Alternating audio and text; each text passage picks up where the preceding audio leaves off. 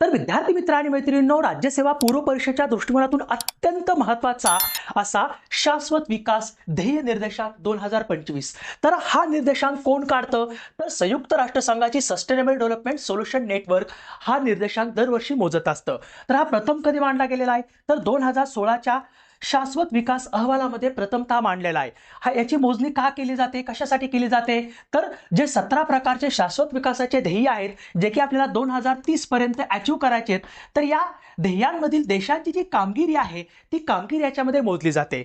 तर हा जो इंडेक्स आहे हा 0 ते 100 दरम्यान मोजला जातो. जर 100 काय इंडिकेट करतं? तर त्या देशाने 17ची 17 ध्येय अचीव्ह केलेली आहेत, आणि 0 म्हणजे काय? तर त्या देशाने कोणतंच ध्येय अचीव्ह केलेलं नाही. तर आता 2025चा जो हा रिपोर्ट आहे हा 10वा रिपोर्ट होता. तर हा शाश्वत विकास अहवाल 2025चा काय सांगतो? तर भारताचा जो रँक आहे तो रँक 99वा आहे. 167 देशांच्या यादीमध्ये भारताचा रँक 99वा आहे आणि स्कोर किती आहे? 67. सगळ्यात महत्त्वाचं लक्षात ठेवायचं की पहिल्यांदाच भारताचा जो रँक आहे तो 100च्या खाली आलेला आहे. तर 2024ला भारताचा रँक किती होता? 109वा, आणि 2023ला तो 112वा होता. तर आता जगामध्ये सर्वात जास्त रँक होल्डर 1 कोण आहे? तर तो आहे फिनलँड. फिनलँडचा जो स्कोर आहे तो 87.02 आहे. राईट.